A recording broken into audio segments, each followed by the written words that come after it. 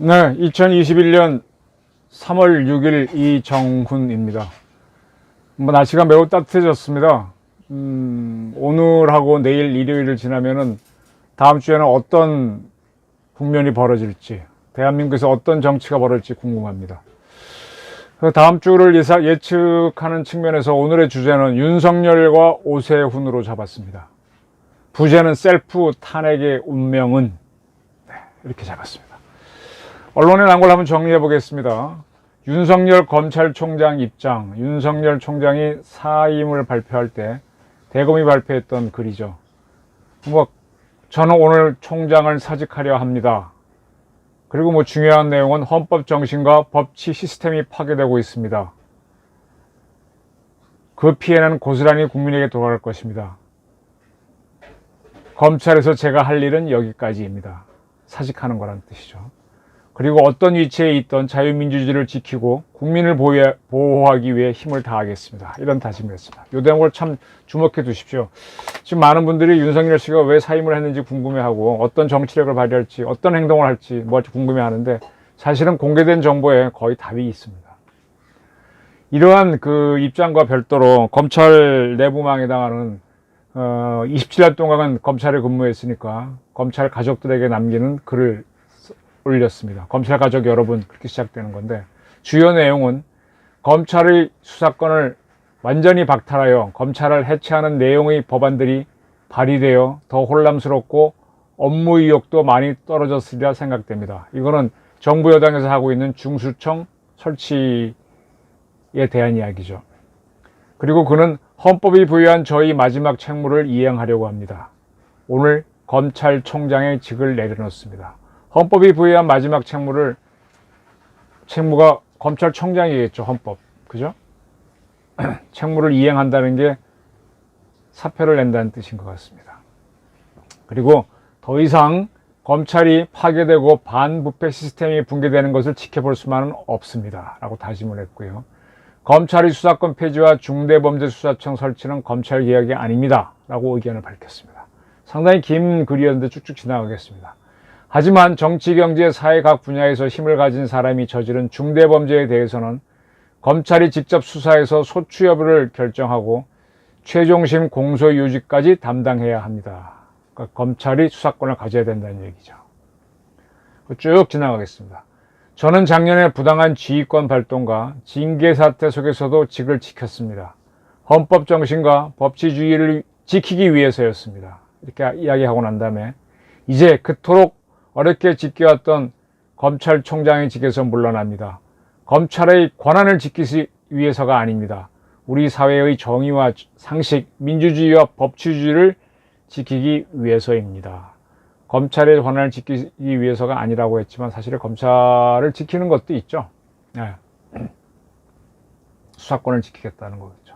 그 다음에 쭉쭉 지나가겠습니다. 네. 이렇게 해서 이제 긴 글을 썼는데 이걸 쭉 읽어보면요. 이게 결국은 핵심입니다. 여러분들은 뭐가 있지 그러는데 공개된 정보에 거의 90% 답이 있습니다. 윤 총장이 사임한 가장 중요한 이유는 중수청 신설을 막기 위해서입니다. 그는 자신이 검찰총장을 그만두면 정부 여당은 중수청을 신설할 명분을 잃어버릴 것이고 또 그걸 신설해야 된다는 투지도 잃을 것이다 라고 본 것 같아요. 아마 못 세울 거다. 그리고 두 번째로는 이분이 이제 사직을 하기 전에, 발표하기 전에 몇몇 분들과 자기 미래에 대한 논의를 했던 모양인데 아마 대권을 염두에 두고 그 준비를 하기 위해서 또 물러난 성격도 있는 것 같습니다. 자, 이렇게 된 윤 총장의 사직이 처리됐으니까 자, 이제 한번 예상해 봅시다. 지금 정부 여당에서는 검찰의 수사지휘권을 상당히 제한했죠. 제한해놨죠, 이미. 검경 수사권 조장으로. 그리고 공수처를 이미 출범시켜 놨습니다. 이런 상태에서 이 정부 여당이 중수청을 만들까요? 제가 생각하기에는 윤석열이 나간 자리에 친정부 인사를 검찰총장으로 임명하면은 검찰청이 바로 중수청이 될 테인데 굳이 중수청을 만들까요? 그게 좀 궁금합니다. 근데 윤 총장이 나가지 않고 계속 자리를 지켰다면 정부 여당은 중수청을 만들 수 있었을까요? 그렇게 만들려고 법안이니까 다수다니까 만들 수는 있겠지만 대선이 다가오는 상태에서 역효과도 만만치 않았을 겁니다. 대선이 다가오면 올수록 검찰의 어떤 도움을 필요로 하는 게 정부 여당일 텐데, 윤석열이 계속 7월까지 총장이 있었다. 그 다음에 윤석열 나간 다음에 어떤 사람을 합쳐서 검찰을 자기 마음대로 했다. 이렇게 했으면은 과연 정부 여당이 중수청을 만들 수 있었을까요? 그러니까 결국은 제 결론은 뭔가 하면은 정부 여당에서 바랬던 가장 거는군요. 여기서 무슨 정부라고 하는 거는 일반적인 정부가 아니라 청와대를 얘기하는 겁니다. 오해하지 마십시오. 윤석열을 조기에 쫓아내는 걸 가장 1순위로 원했다는 겁니다. 근데 윤 총장이 나가줌으로 해서 거기에 맞춰준 게 아니냐. 저는 이게 좀 상당히 아쉬운 점입니다. 어쩌면 지금 청와대 사람들과 여당은 정치검사 윤석열을 비난하면서 이불 속에서는 막 깔깔거리고 웃고 있는지도 모를 겁니다. 웃고 있을 거라고 봅니다. 20년은 몰라도 10년 정권이 보장됐다. 한 발짝 더 가게 됐다. 이렇게 보는 거죠. 윤석열 씨가 어떤 위치에 있던 자유민주를 지키고 국민을 보호하기 위해 힘을 다하겠습니다. 라고 했는데, 자유민주를 지키고 국민을 지키는 거는요, 야인으로서는 할 수가 없습니다. 검찰총장이라면 그나마 할 수 있죠. 아니면 대통령이 돼야 됩니다. 총장 한 사람이 변호사 하면서 이거 자유민주주의하고 국민 보호하겠다고 하는 건 난센스죠. 뭐 한두 사람이야 지켜주겠지만. 자, 그래서 이제 앞으로 대통령 윤석열을 봐야 되는데, 자, 그 대통령을 기준으로 봤을 때 윤석열의 역량과 준비를 한번 살펴보기로 하겠습니다. 그는 검찰에서는 27년이 있었으니까 검찰은 많이 할 거예요. 그러나 검찰이라고 하는 거는 전체 국가 대통령 사무 중에서는 5%? 1%도 안 될지도 모릅니다. 별로 중요하지 않을지도 몰라요. 중요해도 다른 것도 중요한 게 많습니다. 그렇다면 대통령의 뜻이 있다면 윤석열 씨가 다른 분야의 인재를 많이 거느리고 있고 알고 있어야 되는데 준비가 돼 있었나요? 검찰주의자로서 평생을 살아온 것처럼 보여서 던지는 질문입니다. 법조인만 가지고 아무리 대한민국이 법치국가라 그래도 문화도 해야 되고 스포츠도 해야 되고 군도 해야 되고 소방도 해야 되고 법조인만으로는 국가 못 끌고 나갑니다. 자, 우선 이제 이분이 여당에 갈 리는 없고 야권에 있을 텐데, 야권에도 지금 세력들이 쪼개져 있지 않습니까? 이분이 만약 안철수 씨와 손을 잡는다면 다가오는 4월달 서울시장 후보에서는 야권에서는 무조건 안철수로 돼야만 합니다. 그죠? 만약에 안철수 씨가 후보로 나오고 오세훈 씨가 국민의힘 후보로 나온다면 서울시장 선거는 민주당이 무조건 이깁니다. 그리고 만약에 윤석열 씨가 오세훈을 지지하며 국민의힘에 입당한다면 오세훈 씨는 안철수 씨와 반드시 단일화를 해서 오세훈 씨가 서울시장 후보로 나가야 합니다. 만약에 오세훈 씨가 이렇게 나갔는데 당선되지 못했다. 그러면은 윤석열 대망론도 흔들릴 수 있죠. 또 오세훈 국민의힘에 입당했는데 안철수 씨가 단일 후보가 될 수도 있습니다. 그래도 좋아요. 어쨌든 야권에서 이겨야 되는데 이기지 못한다면 윤석열 대망론은 흔들릴 수가 있다는 얘기입니다. 만약에 윤석열 씨가 국민의힘에 들어가지 않고 제3당을 만든다면 그는 그 조직을 지금의 국민의힘만큼의 조직으로 단시간 내에 만들 수 있을까요? 그리고 국민의힘을 그 순간에 깨버려야 되죠. 깃대를 딱 들었을 때 국민의힘에서 다수의 국회의원들이 탈당을 해서 몰려와야 되는데 내 앞으로 헤쳐모여! 이렇게 호령을 내려야 되는데 그만한 힘과 능력이 있을까요? 일단 김종인 국민의힘 위원장은 윤석열 씨가 들어오는 거에 대해서 환영을 발표했습니다. 그가 국민의힘에 들어가서 거기 대표가 된다면 검찰만큼 지휘해낼 수 있을까요? 국무총리를 했던 황교안 씨도 실패했고 국무총리를 했던 이낙연 씨도 민주당에서 크게 성공하지 못했습니다. 공무원들은요, 시키면 시키는 대로 하는 사람이지만 정당인 정치인들은 그렇지 않거든요. 공무원으로 평생 살아온 사람들은 거친 정치인 조직 다루기 쉽지 않습니다. 그리고 거기 들어간다면은 홍준표 등 야권의 경쟁자를 꺾어야 하는데 어쨌든 야권의 대권 후보도 단일화해야 되거든요. 그거 할 수 있을까요? 안 되면 어떻게 됩니까? 자, 저는 정부 여당 청와대입니다. 청와대가 정부라고 표현합니다. 의 생각은 윤석열과 홍준표가 모두 대권 후보로 나오는 전략을 고려했다고 봅니다. 문재인 대통령이 지난 19대 대통령에 당선된 거는 홍준표와 안철수가 모두 대선에 나왔기 때문입니다. 그래서 정부 여당은 윤석열 씨가 대권 후보로 나서게 하기 위해서 계속 중수청을 만들자라고 흔들었다라고 저는 추정도 해봅니다. 고도의 심리전을 펼쳤는데 거기에 말렸다라고도 봅니다. 어쨌든 윤석열 씨는 야권의 대통령 후보로 많이 거론됐으니까 그걸 염두에 뒀으니까 사퇴했다면 지금 빨리 움직여야 될 겁니다. 정부 여당의 탄압을 받더라도 정부 여당은 아마 그가 야권의 대표자로 빨리 떠오를 것이 두려워서 지금 비난을 하는 것일 수 있어요. 그죠? 근데 여기서 이거를 지금 조금 쉬는 것 같은데 다음 주에도 큰 움직임이 없다, 그 다음 주도 없다 그러면 조금 이 사람 작전 제대로 짜고 있어 하는 의심을 좀 해봐야 되는 거죠. 저는 자칫 잘못하면은 윤석열 씨가 10년 전에 오세훈 서울시장이 될 수도 있다고 봅니다. 어렵게 잡은 기회를 상대에게 거저 헌납한 사람이 될 수도 있다는 거죠. 오세훈 씨 사건 잠깐 설명드릴까요? 이번에 오세훈 씨가 국민의힘 서울시장 후보로 나경원 씨를 꺾고 확정이 됐습니다. 근데 정확히 10년 전인 2011년 그는 서울시장 재선시장이었는데 학생들에 대한 무상급식 문제를 놓고 주민투표를 제의했다가 뜬금없이 제의하면 좋은데 또 거기다 서울시장 직까지 걸어놓고 뜬금없이 제의했다가 실패했어요. 그래서 사임을 했습니다. 그리고 나서 민주당의 박원순 씨가 당선이 돼서 내리 3년인을 하면서 서울시는 완전히 지금 민주당의 아성이 돼버렸습니다.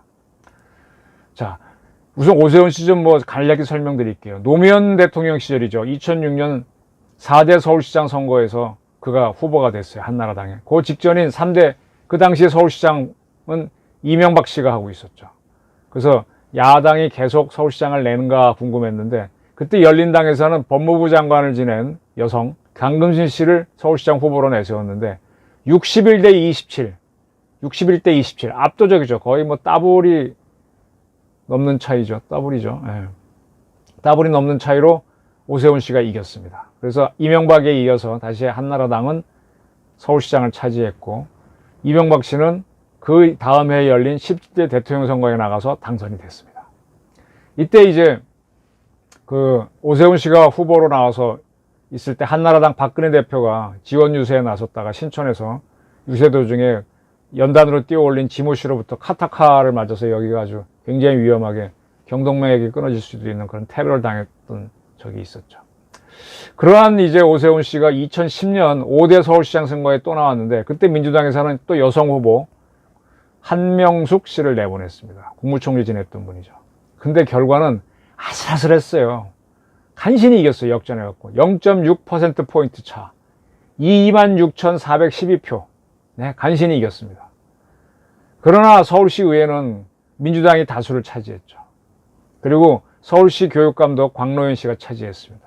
이들이 바로 보편적 복지를 위해서 학생들한테 전체에게 무상급식을 주자라고 주장을 했습니다. 거기에 대해서 반대 여론이 굉장히 많은데 오세훈 시장이 거기에 같은 의견을 보였습니다. 현재 그 당시에 8% 학생한테만 무상급식이었는데 2014년까지 50%까지 올리는 단계적으로 확장을 하자라고 하면서 선택적 복지 다 주지 말고 이 좀 돈 있는 애들은 스스로 먹게 하고 일부만 주자 이렇게 했습니다. 이게 싸움이 돼버렸어요. 그러니까 2011년 1월 달에 서울시 의회 의장이 당신 직권으로 서울시 의회 본회의를 열어서 무상급식 하나 올렸습니다. 민주당이 압도적인데 그날 단독으로 먹고 한나라당은 거의 국회의원들이 적으니까 무상급식 조례안을 처리해버렸습니다.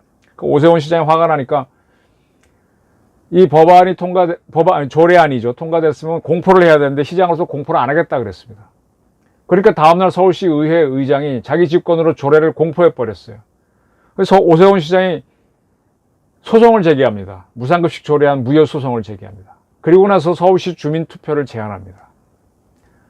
그러니까 민주당이 이제 당황을 해서 전체 무상급식에 들어가는 비용은 1년에 695억 원밖에 안 된다. 근데 주민투표하게 되면 182억 원이 들어간다. 근데 도찐 개찐인데 뭘 그걸 하느냐 그랬더니 오세훈 시장은 그 돈은 판단 비용이다. 판단 비용뿐이고 전면 무상급식을 하게 되면 당신들 말대로 695억 원이 아니고 4천억 원이 들어가고, 그게 1년만 들어가냐? 계속 들어가고 끝까지 가니까 이건 누적된 비용이 너무 크다. 불가역적이지 않느냐니까 안 된다. 그렇게 하고 나서는 8월 20일 날 오 시장이요, 무릎을 꿇고 서울시민 앞에서 읍소를 합니다. 국민투표를 할 때는 투표율이 34.3%가 넘어야만 이 개표를 하거든요. 근데 투표가 미달될 거라는 여론조사가 있으니까 투표율을 올리기 위해서 읍소를 하죠. 투표율 미달되면 시장에 사퇴하겠다 라고 발표를 합니다. 거기에 대해서 당장 많은 사람들이 왜 그런 발표를 하냐고 순진하게. 근데 굉장히 이 양반이 진심을 보인 것이죠. 그리고 8월 24일 날 투표를 했는데 투표율이 25.7%가 나왔습니다. 개봉할 수 있는 조건에 미달됐죠. 그런데 그때 많은 사람이 말렸는데 바로 이틀 뒤인 26일 날 오세훈 시장이 사퇴를 했습니다. 셀프 탄핵을 한 거죠. 셀프 탄핵. 물론 본인도 굉장히 힘들었겠죠. 저는 이게 윤석열 검찰총장의 사임과 상당히 비교가 됩니다. 오세훈 씨가 사퇴하고 난 다음부터는 서울시장, 서울시의회도 더 그래졌고 완전히 그냥 민주당 일색이 됐습니다. 현재는 110석의 서울시 의회 의원석 중에 102석이 민주당이 갖고 있고요. 25개 구청 중에서 24개 구청장이 민주당이 됐습니다. 이제 윤석열 씨가 퇴임하면요, 윤석열 씨는 지금 검찰총장에 있으면서 대검의 간부들이 거의 친정부 인사였죠. 근데 그가 나가면은 더더욱 검찰 수뇌부는 친여권으로 갈 겁니다. 자, 이게 어떤 결과를 낳았는가 하면, 박원순 씨가 서울시장이 딱 되고 난 다음에 그 서울시에서 의회도 민주당 일생이니까 지금 문정부를 이끄는 주요 세력들이 거기서 다 포진해서 밥 먹고 살면서 기회를 잡았던 겁니다. 민주주의는 무조건 견제와 균형이 돼야 되는데 서울시가 시장과 서울시의회가 민주당 압도적인 일색이 되니까 희한한 일이 벌어졌습니다. 간단하게 설명드리겠습니다. 박원순 시장이 보궐선거에 당선됐을 때 서울시 예산이 한 23조로 알고 있습니다. 근데 작년에 그가 변사했을 땐 서울시 예산이 한 50조 정도로 제가 알고 있거든요. 그러면 한 8년 사이에 서울시 예산이 2배가 늘어났습니다. 그러면 그 기간 사이에 서울시 공무원 임금이 2배로 늘었냐? 안 늘었습니다. 다른 공무원하고 같이 늘었기 때문에 그렇게 안 늘었습니다. 그럼 서울시가 이제 지하철을 짓거나 무슨 토목 사업 하는 거 있잖아요. 주요한 사업들. 그런 사업비를 2배로 썼느냐? 그것도 안 썼습니다. 그리고 그 기간 사이에 서울시가 서울시 공무원을 2배로 늘렸느냐? 그것도 없었습니다. 근데 돈이 서울시 예산은 2배나 늘어났거든요. 이게 8년간 누적되면 또 얼마나 많겠습니까? 그걸 가지고 서울시가 사업을 새로운 토목 사목한 것도 없는데 뭘 했느냐? 갖가지 돈 쓰는 사업을 했죠. 문화사업이라는 이유로. 강남 대로 앞에다가 이렇게 디자인 어쩌고 하면서, 그런 거 하면서. 그거 하게 되면 사업비로 누가 받아 먹어요.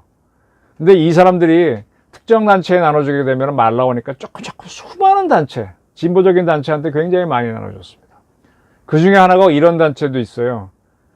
우리 군 인권센터라 그래갖고 매번 우리 군을 흔드는 단체 있죠. 그 단체도 서울시에서 발주하는 사업을 위탁 받아갖고 그거 운영해서 돈 받아갖고 센터 운영합니다.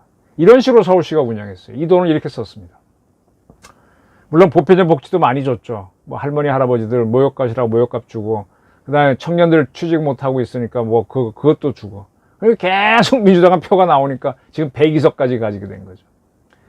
이렇게 힘을 키운 세력들이 있었기 때문에 박근혜 정부를 흔드는 촛불 시위가 가능했고 문재인 대통령 당선을 시킬 수 있었던 겁니다. 민노총이 큰 돈이 있어요. 현대중공업, 현대자동차로 가는 거대한 근로자 집단에서 나오는 그 노조 비용도 있지만 그와 못지않게 이렇게 서울시에서 뿌린 돈들도 서울시 빼고 나머지 시도에는 흑자가 되나요? 이게 바로 우리 좌파를 키운 게 되겠던 겁니다. 문재인 정부를 이끌고 있는 세력은 박원순 시장 덕을 거의 봤습니다. 근데 박 시장이 누구를 편애하지 않았어요. 한 1년 정도 쓰고 계속 돌립니다. 그러니까 그 사람들은 경력을 쌓았죠. 임종석 씨도 부시장 1년 하고, 누구도 하고, 누구도. 그러니까 다 지금은 거물처럼 행세하는데, 1년 해갖고 시정을 얼마나 알겠습니까? 그렇게 한 겁니다. 바로 그것 때문에 박원순 시장이 성추행 사건으로 변사했을 때, 문재인 대통령이 서울시장, 아주 원칙을 무시하고 큰 호상을 치러주게 했었죠. 자, 윤석열이 떠난 검찰은 정부 여당을 비호하는 검찰이 될 수도 있습니다. 오세훈이 떠난 서울시처럼 될 수도 있죠. 오세훈 씨가 그나마 좀 서울시가 민주당 일색이 되는 걸 견제했는데 완전히 열어줬잖아요. 윤석열 떠나면은 대검 수뇌부에서 누가 정부 여당을 맡겠습니까? 그게 또 안 된다면 정부 여당은요, 분수청 만들면 되는 거고, 더 쉽죠, 뭐, 이제는. 정부 여당은요, 윤석열 전 총장의 장모와 부인 문제로 계속 정치인 윤석열을 압박할 겁니다. 그렇게 압박하면서 검찰 자기 조직으로 충분히 만들 수 있습니다. 윤석열 씨가 대통령이 될 뜻이 진짜로 있다면 고난을 겪어야 됩니다. 각오해야 될 겁니다.